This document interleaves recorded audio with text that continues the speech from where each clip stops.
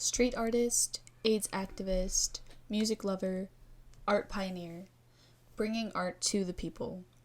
Keith Haring was all of these things and so much more. Hi everybody, I wanted to talk to you all today about Keith Haring because I've been noticing lately that a lot of his work has been popping up on t-shirts and posters in people's dorm rooms. I think it's very important to understand the purpose of Haring's artwork and the meaning behind it. If you're going to wear or own something with his signature art style on it, you should not only understand but appreciate the meaning behind what you are wearing. Although he lived to only be 31 years old, Haring's impact on the art world and society today still stands, and his legacy, which is a collection of more than an estimated 10,000 pieces of art, lives on in commerce and pop culture. But beyond the strong, energetic lines and bold-colored contours of his street art, which can still be seen in murals and billboards around the world today, who was the man behind the brush? Who was this artist, and what was his purpose? Today, I'm going to be talking about Keith Haring and his artwork, and then I'm going to discuss a little bit of his background, and then all the challenges he faced as an openly gay artist in the 1980s. Haring grew up in a small town in Pennsylvania, the rural town of Kutztown. His parents were conservative people who encouraged going to church and maintaining the status quo. Haring had to go to a church camp every summer until the age of 12, when he burst out of a cardboard cake and performed a striptease dressed as a woman. Haring's parents did not exactly embrace the 60s cultural revolution, or Keith's stunt for that matter, but they did kindle their son's love of art, which was heavily inspired by the cartoons and animation of that time period, including Dr. Seuss and Walt Disney. Keith's father also made cartoons. Keith is quoted saying, "My father made cartoons since I was little. I had been doing cartoons, creating characters and stories. In my mind, though, there was a separation between cartooning and being an artist." This quote not only shows Haring's imagination and love for art, but it also shows his passion for wanting his artwork to mean something more than just plain cartoons. Another interesting anecdote about Haring's early years is that around the time that Richard Nixon was running for president, Haring and his childhood friend, they were both preteens at the time, they ran around Kutztown with bars of soap, and they used these bars of soap to scribble anti-Nixon slogans all over the buildings. And at this time, graffiti was not a big thing, especially in a small town like Kutztown. So we can see Haring's punk attitude already cropping up as a preteen. And this attitude carried into his later life, and it can be seen in his art style. In fact, what really was the final spark for Haring, as far as his evolution to his daring/punk side, was a scrap of paper he saw on the way to work. In 1978, when he was 20, he had his first solo art show at the Pittsburgh Arts and Crafts Center. So one day when Haring was walking to work, he noticed a piece of paper on the ground that read, "God is a dog." So he picked it up and flipped it over, and on the other side was written, "Jesus is a monkey." Haring is quoted saying, "I have no idea why this was like such a profound thing to me, but it triggered a punk attitude." So then that same day, he cut his hair short and started buying punk records. Not long after, he moved to New York, where he could find the intensity that he wanted both in his art and in his life. So he did end up going to study at the School of Visual Arts in New York City. During his art school years, Haring and his peers were starting to get bored and fed up of viewing the art world as an elitist space. His friend and fellow student at SVA, Jimmy Scharf, was quoted saying, "It seemed like it was getting harder and harder to be more and more esoteric and not want to include the public at large." So Haring sought to rectify this by making his art more accessible. So inspired by the graffiti he was seeing splashed on buildings and subway cars across the city, Haring began drawing on hundreds of empty blackboards covering old advertisements in subway stations.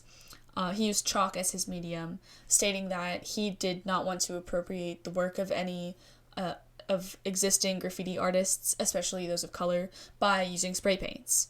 But he loved the performative aspect of drawing, and he spent lots of time interacting with subway commuters who wanted to chat about his work.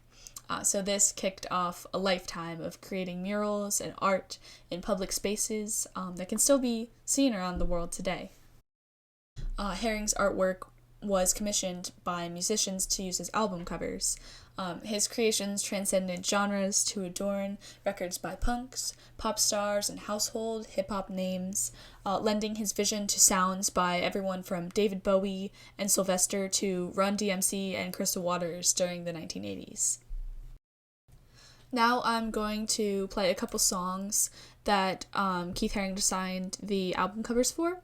I'm just going to play a little bit of each one. I'm just going to skip through it, and I'll tell you what year it's from and the artist. This first song is Without You by David Bowie, recorded in 1983.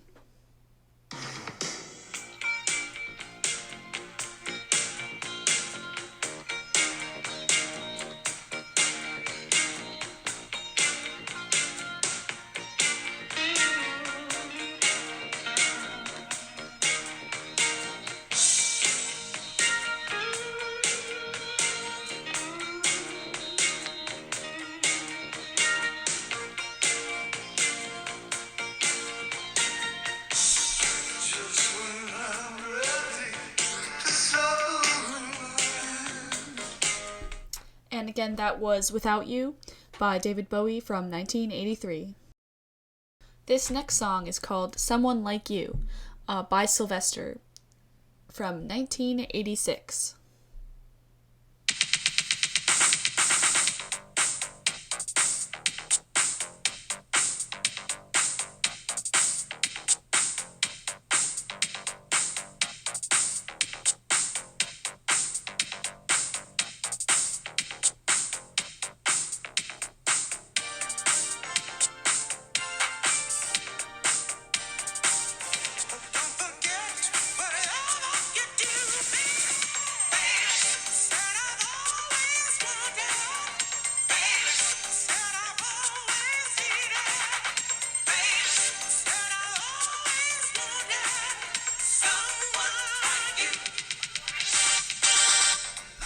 Again, that was Someone Like You by Sylvester from 1986.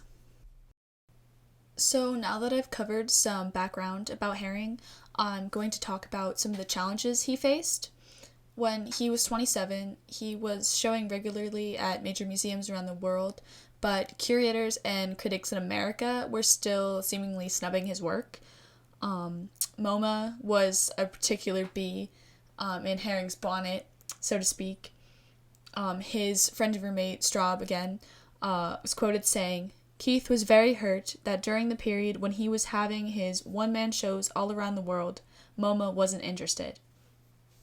American elitists not only believed his work was too cartoonish, but they felt that his work was too controversial. His artwork featured themes of sex and homoerotic imagery. However, though, after his death, Haring had numerous retrospective exhibits in art museums across the U.S., including MoMA, where select artworks are still being held to this day. Haring found the means of affirming his pride in being gay through the very explicit homoerotic character of his works. His determination to fully incorporate his homosexuality as one of the indissoluble facets of his art, in spite of the homophobia and oppression that many of his predecessors had suffered throughout art history, was the component triggering a huge movement in which artists no longer held back from positively expressing their homosexuality in art. Another challenge was Haring was diagnosed with AIDS in 1988 at the age of 30. He said that he had to accept that sex and love could be associated with the idea of illness and death. Yet, far from giving his artistic expression a fatalistic character, up to his death in 1990, Haring had redoubled his efforts to bear witness to the value and richness of life, love, and sex, and he became very aware of the importance of time and the urgency of his work. He was quoted saying, "Generations of kids growing up now have the advantage of knowing that AIDS is out there. Before it existed, it is something you never would have thought about, that you could associate love or blood or sperm with the carriers of death. The only good thing to come out is that it has put this real intensity to the time that forces people to really rethink why they're here and why they're alive and to appreciate every second." Illness then led Keith Haring to become a militant in associations such as ACT UP. He devoted himself ever more actively in his art to AIDS prevention, as in his painting Safe Sex, to the need for information, fighting against silence and ignorance, and increasing performances throughout the world.